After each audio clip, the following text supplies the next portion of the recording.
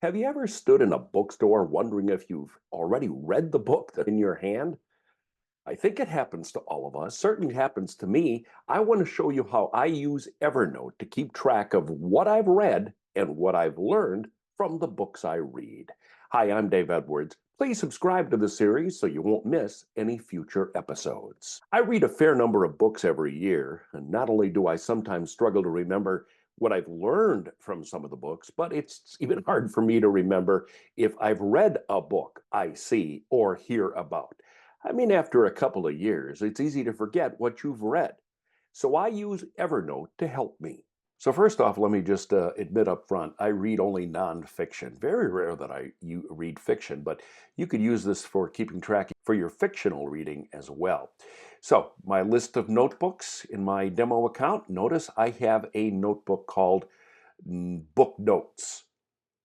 This is home base. In it, if we click on it, you will see that I have a note marked reading list. So let's open this one up. It's a simple table, as you can see. It has several columns. Year, that's the year that I read the book, not the year that it was published, because I find this most valuable to keep track of when I read things, not necessarily when they were published. Then the title of the book, the author or authors, the number of pages. I like to keep track of how many pages I read every year. And then I like to categorize them. What category do they fit in? I also have a column for notes. I rarely use this column. I used to use it a lot more. I used to try to summarize the book in a sentence or two, but I don't do that anymore, and I'll show you why in just a second. But for example, if I start a book, I get pretty much all the way through it, and then I don't finish it, well, then I'll just put in DNF, or did not finish. That's pretty rare. Sometimes if I start a book, I know within the first 10 or 15 pages if I'm going to like it or not. And if I don't even add it to the list. But one of the reasons I do like to have books that I've started and did not finish is because if I see them in the library or in a bookstore, I can check this list and see if I've ever read the book. And if it says did not finish, well, then I might think twice about picking it up again.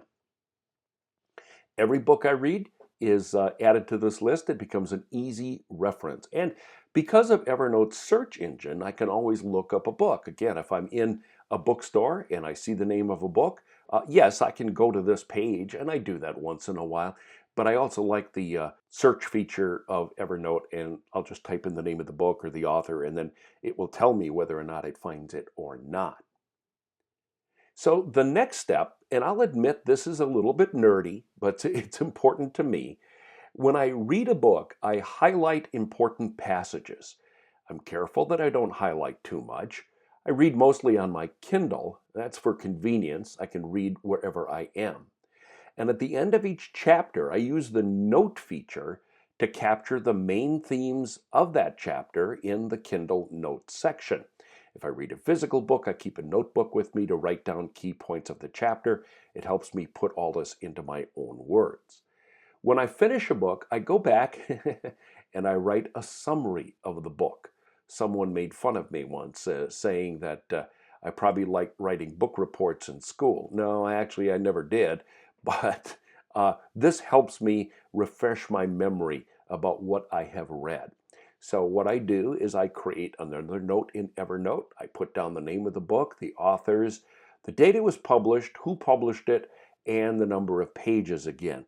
I do this because if I want to make a book recommendation, they might want to know the name of the publisher or the date it was published. So I put it in this notes page.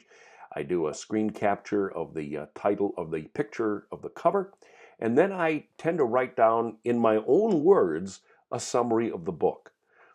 Then I like to capture 5 highlights, 5 things that I want to remember about the book. And I just list them very quickly, and I write a sentence or two about each of them.